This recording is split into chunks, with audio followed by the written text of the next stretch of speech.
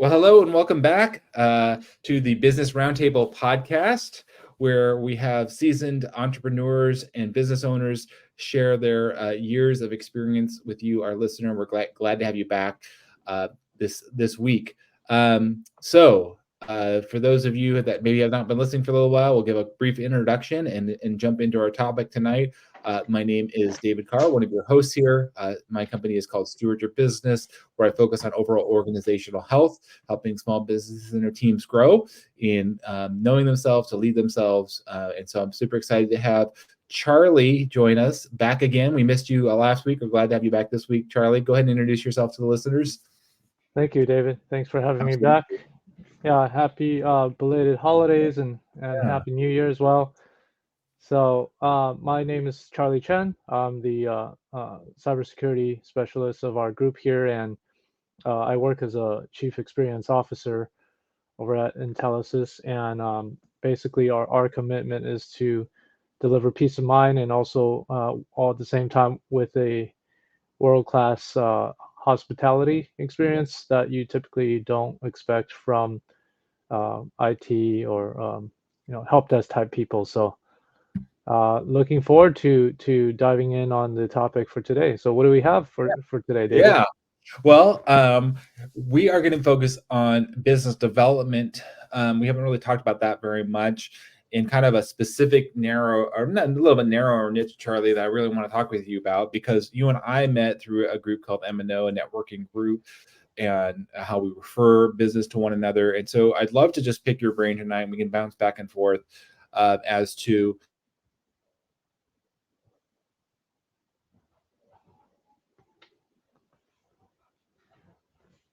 and now I'm having, there we go. Hopefully I don't have an internet Thought it was connection. me. Yeah, no, it's not you, Charlie. We for those of you that are watching, we were going to try to have a couple other guests on tonight. It just didn't work out, which is okay. Well, Charlie and I are going to carry on the show tonight, which is fun. We always have different guests here, which is fun to have, and different viewpoints and perspectives. So tonight it'll be just Charlie and I having this conversation, but.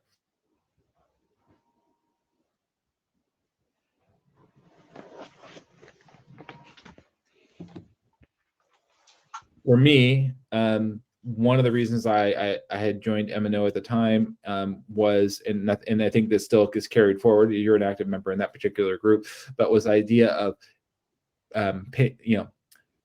pushing it forward, playing it forward, if you will, for each other, and that's maybe sometimes counterintuitive to a business owner as to business development, and maybe just if you.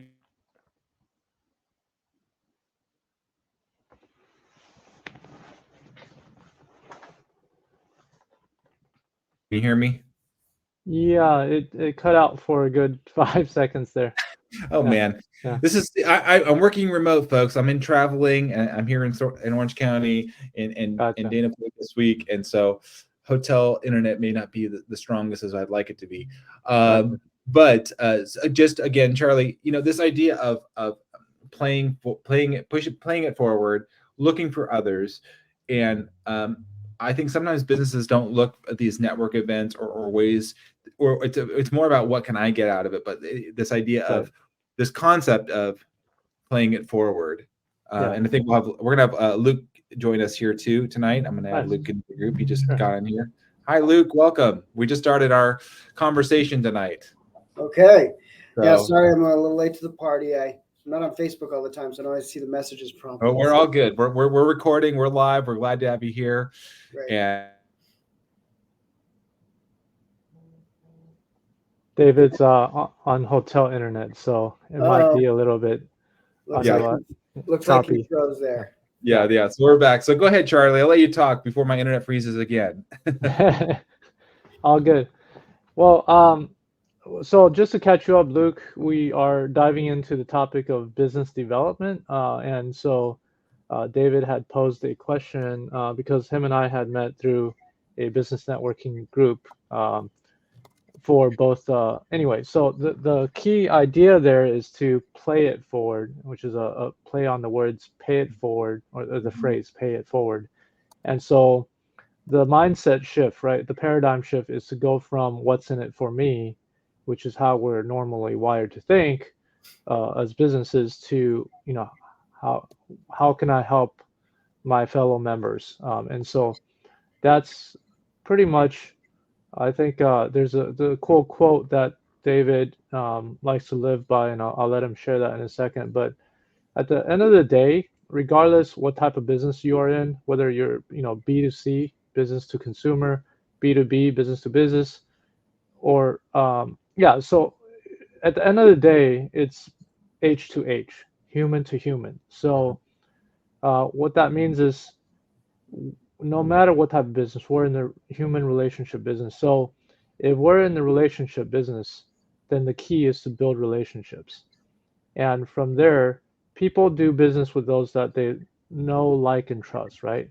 And so if you don't know, like, and trust somebody, how can you expect business? So that's at the end of the day, that's where it starts. And that's why we had that whole concept of playing it forward, is building that trust with each other through helping drive awareness and potentially business or referrals or connections to each other's business. Back to you, David. Okay. Yes. Thank you. I'm trying to see if I can tweak my connection a little better. So the quote that you alluded to, Charlie, is a famous quote from Zig Ziglar. It says that you can have everything in life you want if you just help enough people get what they want. I really enjoy that quote and embrace that quote. And so this idea of, playing it forward, Charlie, I think is a very important one. And so, that concept of that versus, what I'm extracting or trying to get somebody out of it and being transactional, right? Yeah. And so that's kind of where we're starting, Luke, tonight, in this idea of business development and focusing on good practices. And we'll talk about some things that are not good practices too, but just what's been your experience, Luke, in that kind of concept of kind of, playing it forward, if you will? Yeah, well, I think it speaks to the law of reciprocation, really in many ways. People are like a garden. If you tend them and nurture them and you give, you're going to in return receive. And that's generally how it works. And so I think in my experience in both business collaboration relationships as well as the relationships with our clients, I found that if ever the paradigm gets to a place where you're trying to just see what you get out of it, it always turns sour or doesn't go in a helpful way for either person involved. It's like the saying, I know you guys have probably heard of the organization BNI, or Business Networking International. They have a saying, givers gain, right? That's their whole motto, because the idea is to try and come to the room of potential referral partners and resources and see what you can give, what you can bring, how you can support others. And that naturally then comes back to you. So I think I've seen that rule. It's kind of like the law of sowing and reaping in a spiritual law in many ways. You have to plant seeds, you have to put out before you can expect something back. So yeah, I see that as something that it's easy, though. Also, I think one other thing that comes to mind is sometimes we can get locked into a mindset where with some relationships we may do really well. Like naturally we go to it with this attitude of what can I give here? How can I be of service? But then we turn right around and go into a different type of relationship or environment, and we have the opposite attitude. We're trying to look for what we can gain. So I think I should have, at least for me, something I have to think about and remind myself is that to bring that attitude to every relationship, whether they're a client, a collaborative business partner, or referral partner, or a team member, an employee, whoever they are, bringing that attitude to every relationship. How can I be of service here? How can I add value? How can I listen carefully and understand what's needed to have that attitude in the entire sphere? And that's, I think, the challenge.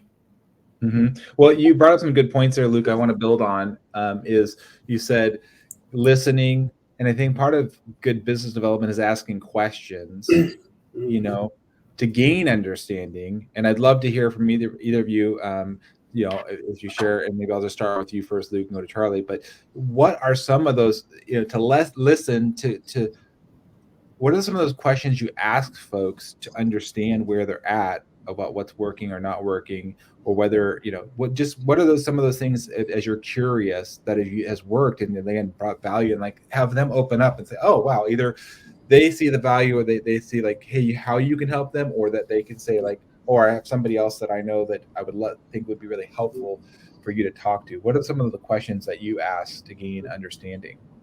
Are you talking about relationships in general, or in dealing with? Well, focusing in business development, relationships in business, but it could be. I mean, it's like like Charlie said, we're all humans at the end of the day. Yeah. So we want to build relationship with one another. But yeah, just an example, one of some people don't know where to start. So it's like feeling cold, awkward. What would you suggest, or what would you advise? Well, I think one of my favorite questions to ask in anytime I encounter with a client, or I sit down with perhaps, like I work a lot with investment advisors, estate planning attorneys, CPAs, do a lot of collaborative planning. And so when I sit down with either one of those people, I think one of my favorite questions to ask is, what in your mind, David, would be a successful outcome of the meeting today?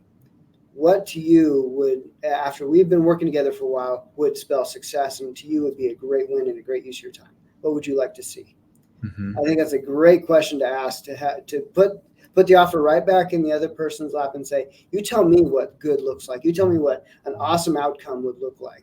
And that's what I want to make my goal. That's what I want to make my target when we work together. That's That's great. a great way to sort of set the tone in the relationship. Is a question. That's one of my favorite questions to ask a client. Well, and sometimes people don't know, Luke, either. They don't know what that actually looks like, and so that you can help them and ask them from deeper questions, perhaps. Oh yeah, absolutely. Sometimes they kind of struggle with that question, like, I don't know, I just need help, or I'm not really sure. I'm just kind of here to explore and see what comes out of it, and that's where. Then I think another next best thing to do is just ask about that person, get to know them. Like you said, it's a human thing. It's about relationships. So get to know them. Well, tell me about your interests. Tell me how did you get into the business that you're in? Why do you have this Steward Your Business company? Why is it important to you to help businesses in the way you do? How did you even get here? Tell me the story. Ask people to tell you their story real quick. Now, careful who you ask. You might be there for 2 hours. But I think that most people just love and appreciate other people that care and want to hear about them. And so just asking about them, about their interests, about how they got to where they are, how they became an expert in whatever it is they're an expert in, and just be sincerely interested. And it happens pretty naturally when you have that sincere interest. So if you come to the table with that sincere interest, those questions, I think, come pretty naturally. Act like an investigator with sincere curiosity. So I like that. That's what I have. Investigator with security. I like that. I like that saying, Luke. How about you, Charlie? What comes to mind, or a question you may ask? Yeah, no, I definitely like Luke's question of, what does success look like? And I mean, that's a good place to start, because if you don't know where you're going, how are you going to get there, right? So anyway, so that's a great place to start. The other thing is just making sure that you get you see, hear, and understand them, right? That's the greatest human need, as Oprah would say, is to be seen, heard, and understood.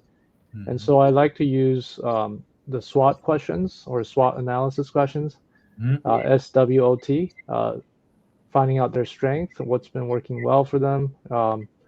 The W is for weakness, like their biggest challenge or challenges. O is for opportunities. What are they working on? What's their top priority right now?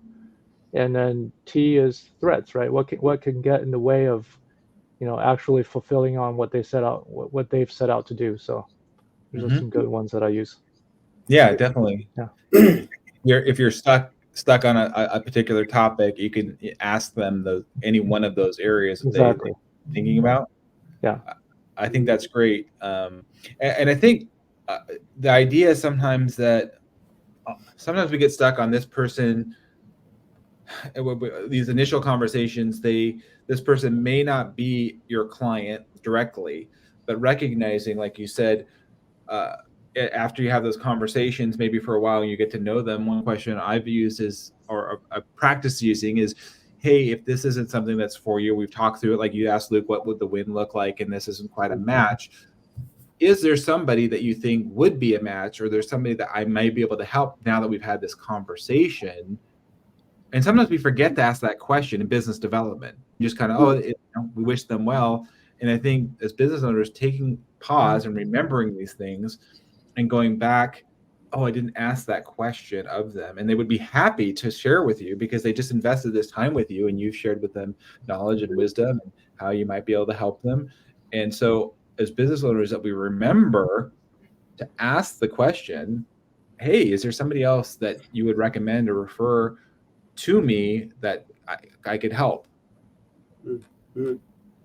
Yeah, and I think that could go both ways too. The other side, another way to look at that too is perhaps, like you said, maybe they're not a good fit for you, but you might know I might know somebody that can help them. So if it's a client interaction or something like that, and we have a very team-based approach, so that is something that I teach my team and something that I focus on is to be of service, not just with the things I can personally do, but to connect them to other experts and trusted people with integrity that can help them with things perhaps I don't do. And it might be the person I'm sitting across from really isn't a good fit for me, but I know someone that can help their deeper need or their most important issue right now. And so, let me make sure that introduction happens, and I'll introduce you to someone who can help you with that, and I make sure to connect them so that they can get what they need. And that's another way to pay it forward. You're helping the person you're referring them to. You're helping the person who came to you initially, and you're going that extra mile rather than just saying, "Well, I wish you the best. See ya, I can't help." You're helping them solve the problem, even if you can't solve it. So yeah, great way to I think that's a great another reminder, Luke, is, and I've done this actually with, Charlie and the networking group we were a part of, is I don't know anything about IT stuff. I don't do that kind of stuff, security stuff. And somebody starts talking about this stuff, I'm like, well, let me do an introduction. And like you said, Luke, or you're collaborating. You just mentioned at the beginning of this, Luke, your CPAs, you're with all these other groups, things that you don't do. Mm-hmm. Right. And you're providing a service, you're providing an opportunity to introduce this person to them. It helps them because I don't know where I start with some of these folks. Can you get me a direction? And then the person that you're giving the referral to, they appreciate that too. It's like, hey, you're actually thinking about me. You're bringing something to me, and you're not extracting or taking from me, if you will, trying to, what can I get out of it from you? Yeah. Absolutely. I love that you do that, Luke, and that you train your team to do that. It reminds me of the Zappos, the way the culture that they've created, where if they don't carry a shoe that you're looking for, they'll go and find the top 3 competitors that provide what you're looking for and provide that to you. And so that's pretty cool. So that's how you build trust, where you're not just there for what's in it for you, and you're there to truly be of service. And in that way, the next time they think of anything remotely related to what you do, they're going to come and ask you first because they know that you're going to take care of them no matter what. And so just for personal experience, a client of ours was thinking about what TV to get for her personal use. And she called me on a Saturday and asked me, hey, should I go with QLED or OLED? I didn't know at the time, so I just Googled it real quick on my phone. And I think I gave her the perks, the pros and cons of each, and I know she's health conscious, so I said, I think OLED's a better fit for you. So, I don't know all the answers. I don't have all the answers, but we can all certainly Google, right? So don't just send them away and say, oh, we don't do that. Just help them out, right? We can all just leverage the magical Google and provide some service. So that's pretty cool. Yeah. I like, we're coming out of the holiday season, and if you guys have never seen, it's an older movie and they did a remake of it, but there's a movie called Miracle on 34th Street. If you have never seen that movie, it's a great movie. But in that movie, there's a Santa Claus, the real Santa Claus, right? And he works at a department store, and just what you're saying, Charlie, they don't have the toys that they're looking for. And he tells them where they can go find the toys. And the guy's like, what the heck is going on? The Santa Claus is telling our customers to go to another department store. But then, like you said, the loyalty that comes from that and what you're creating, Luke, you're creating what I call kind of a raving fans or a tribe in a good way of these people that are because they know such a great positive experience that they had with you, right? Mm-hmm. Yeah, when people, if you can create a relationship where they don't doubt your integrity and your sincerity to be of service, the rest just follows. The rest absolutely follows. Especially, in our business, we're dealing with financial planning, and it's pretty important things, often very personal things, and we're talking about their financial future. And these are tough decisions. Many times there's competition, or they want to compare you with other people. And one of the things I know serves us the best to foster a great relationship and to make that go smoothly is if we first invest in that relationship by just being of service wherever we can, providing free education, answering questions with nothing expected in return. And all of that, goes a long way. Goes a really long way to where they do get to that point where they trust just enough. They go, you know what, just tell me what to do and I'll do it. Give me the guidance. I want you to be my advisor. I want you to be the one I look to. And I'm not going to question, I'm not going to second guess everything you say. I'm not going to overanalyze and push back. Once you get to that point where you've proven to them, listen, I truly care about you. I truly am in this to provide the best possible guidance and solution for you. You come first. And once they believe that, everything else, all the other barriers, all the other issues pretty quickly melt away. And it becomes a great relationship. Yeah. Well, it's mutually beneficial. It's like I win, you win, and I will win. We will win together. Right. But if it's and maybe we'll pivot here for a minute because I think this is a great conversation. But I want to also caution people on the flip side of this. And I was talking to Charlie briefly before you came on here, Luke. But the opposite of this is, and I see this a lot, and especially now with artificial intelligence and some other things out there, where I'll get a connection, which is not a bad thing. I love connections. I'm a big connection person on LinkedIn, Facebook, you name it. I like to connect with people. And we're about building relationship, but when it flips it in transactional, so I connect with you, and then the next thing it is, hey, and I've got this offer to pitch you, and they're like, you don't ask questions, you don't understand about me, and you're pitching me right away. You're or even worse, not even just pitching us on Charlie, you make me feel guilty of sending me a couple emails. I didn't hear from you. I sent you an email. I didn't hear from you. I know you're busy, whatever. I'm like, this is not the way, in my opinion. I'm just giving you some examples. I'd love to hear some other examples from you guys of advise people not to do these things because it actually hurts you more in using these tactics. And I think now that people are using artificial intelligence and some other things, great tool. But if you're using it in a tool is just a tool. If you're not using it in an effective manner, it can do more damage than good. And so, maybe Charlie, I'll just start with you first and then Luke, but just some things that you have seen, and particularly Charlie, because of your IT background and where we're at with computers and all this kind of stuff, what are you seeing as things to be aware of? And don't get sucked into some kind of this in your marketing. Yeah, plan. exactly. Yeah. What you shared, that is exactly what doesn't work. And there was an article by a thought leader. I believe his name's Josh Braun, I think, but he talks about like not having commission breath, right? So when you approach people in all of your communication, like when you use sleazy type of tactics, like what you said of guilt tripping, this, that, and the other, that doesn't build trust. That's the opposite. It has the opposite effect. And so that's like the throw spaghetti against the wall and see what sticks approach. And so it doesn't build that connection. And you may get lucky and find somebody that's right timing, right place and whatnot, who doesn't care and they just need to evaluate a solution. But then you're just commoditized at that point. And so it's definitely about building that relationship first and identifying, right? Like, I mean, imagine you go to the ER and they start just prescribing stuff to you or start doing procedures on you without identifying the issue first. That's essentially what's happening there with. It's called malpractice. Exactly. Yeah. They get sued for millions when they do that. So, just because people that do that don't have any repercussions legally, but they're gonna shoot themselves in the foot by losing out on potentially tens of thousands, or so Absolutely. It's about identifying first. People don't care what you know and what you can do until they know how much you care about them. And so you got to first find out what's the situation first. And the same thing, the SWOT analysis, that's where I always start. It's first identifying where they are. If you don't, then you don't know how you can help somebody. So, yep.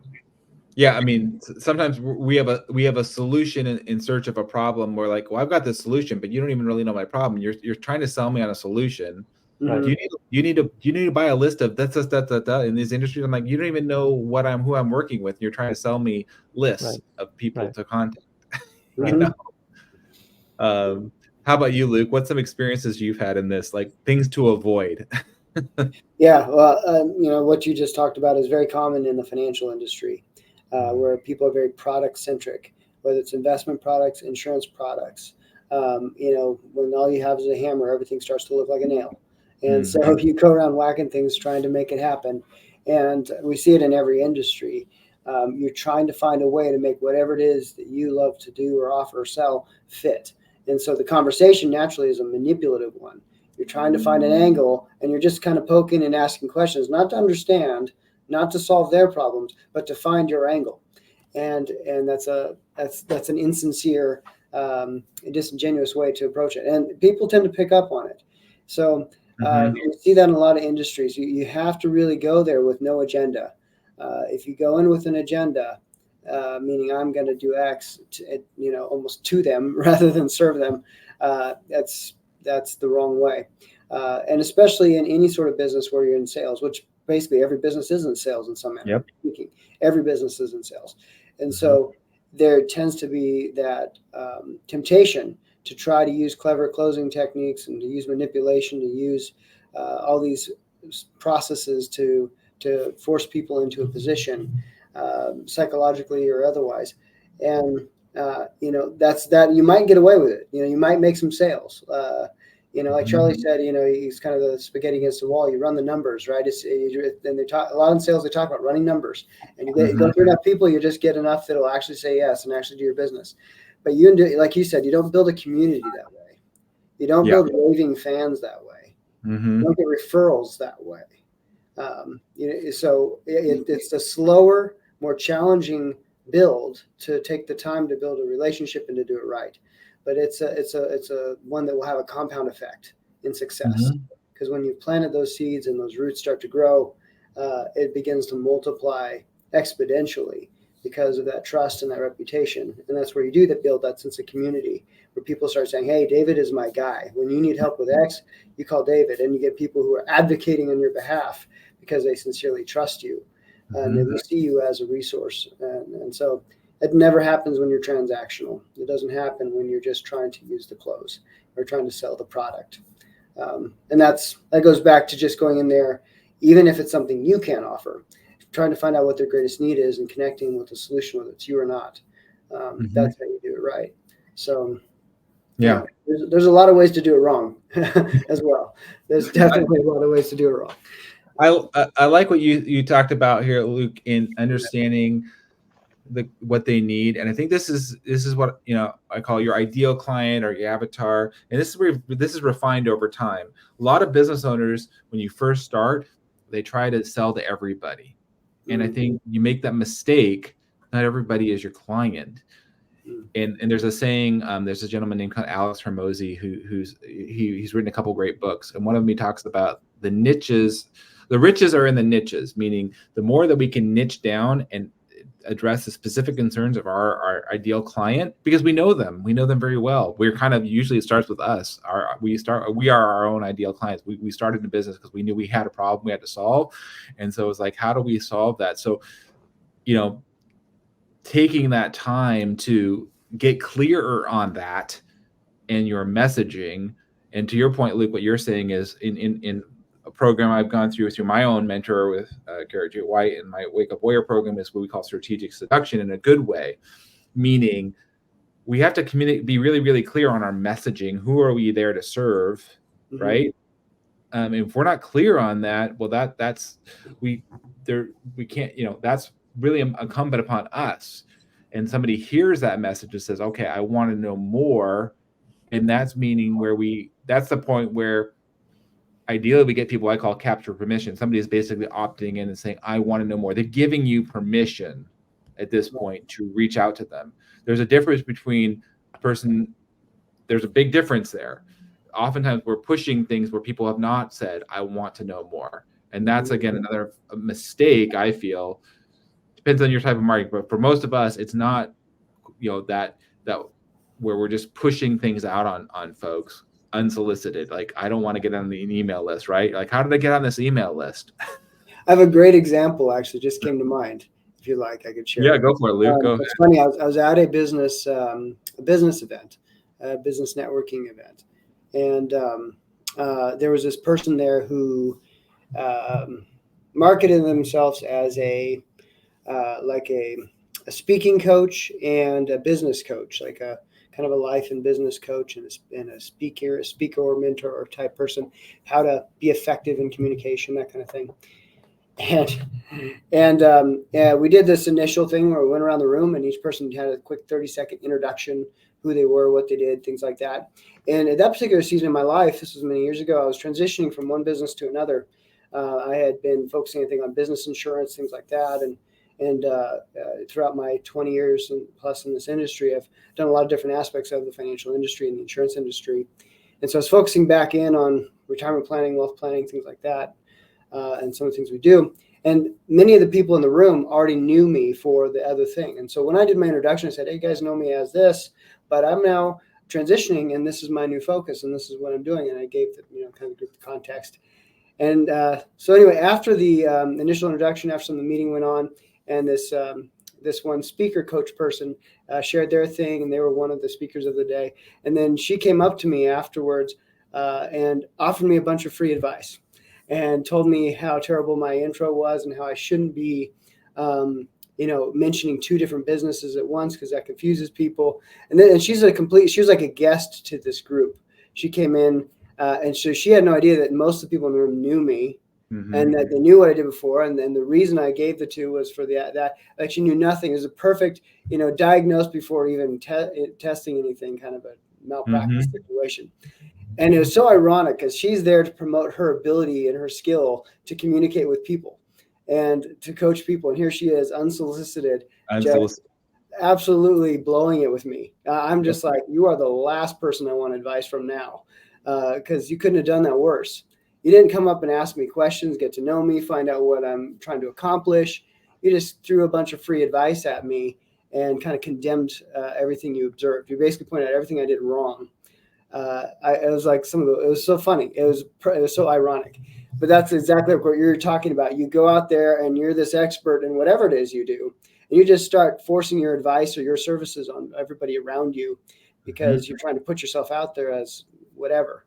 And that's a great way to chase everyone away, rather than going out to be of service and let people come to you, let people ask for your help and that kind of thing. So it was really funny. It was really, really funny. And she tried to get me to come to her clinics to learn how to speak and how to do stuff. I'm like, are you kidding me? Yeah. It was so funny. I'm like, wow, you're probably one of the worst examples I've ever seen of the very thing you teach. Right? You should have recommended. I was saying you should recommend her to read How to Win Friends and Influence People, right? No doubt. I had that book ready. You pulled it out. Here you go. I got to do you a favor right now. Oh man.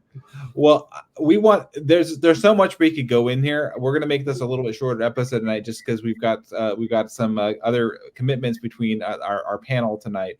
But I really like this idea of where we're going. We're going to be coming back to this topic for sure, and there's a lot more that we're going to be talking about this year.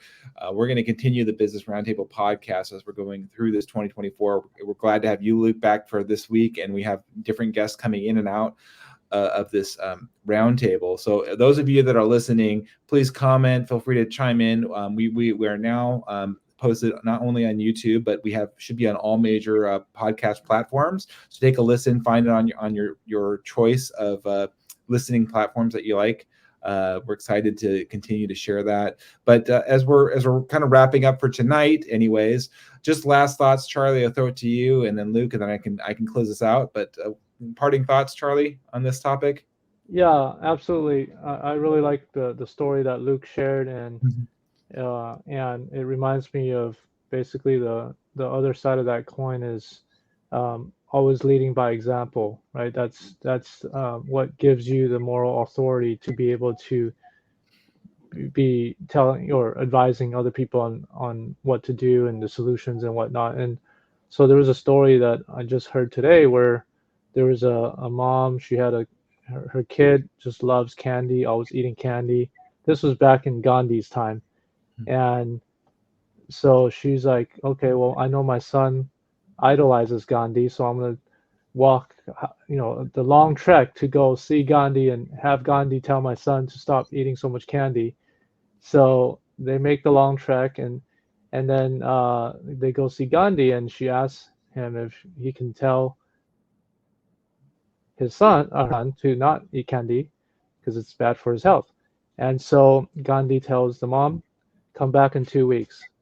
And then so she makes the long trek home, makes the long trek again, back in 2 weeks. And then Gandhi told her son, uh, I need you to stop eating candy. It's bad for your health. So the mom was like, what's going on? Like, why couldn't you just tell him that last time, 2 weeks ago when we were here? Well, he was saying, 2 weeks ago, I was the same as your son. I was eating candy. And so, for me to advise him and tell him what to do, I needed to first be the change that I wanted to see in him. So that goes back to the leading by example. If you're telling somebody else something and you're not doing it yourself, you're not leading by your actions, then you have the moral authority to be able to influence. So that's the final thought. By example. Thanks, Charlie. Thoughts, Luke, as we're wrapping up. Last thoughts here. We'll definitely be coming back to business development. There's a lot here, but final thoughts here. I know that was a great story, Charlie. I like that. That's Thank you. Message. We talk a lot about that. The idea of moral authority.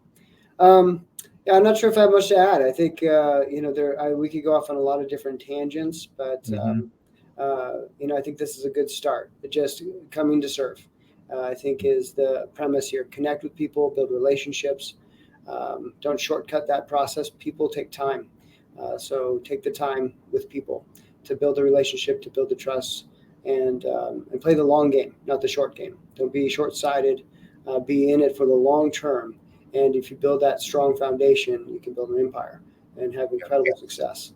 But if you're short-sighted, you're looking for the quick and easy way, you're always going to cut your own legs out from underneath you. So, take the time, come to serve, and that's the foundational principles to walk by. So.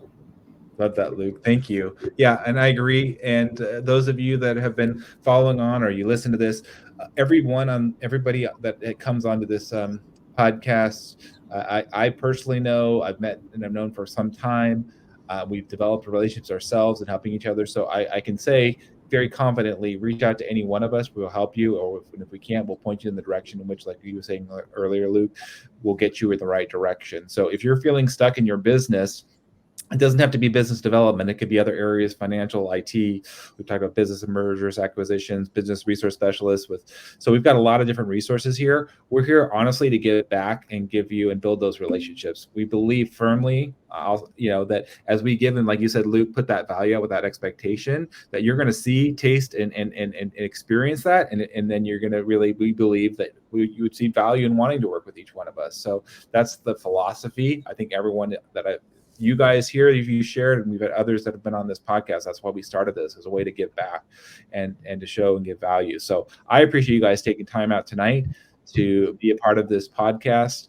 We'll be back again next week. So I appreciate all of you guys listening in. Thank you, Charlie and Luke, and have an amazing evening. Yeah, Happy New Year. All right. Thank you. Happy New Year, guys.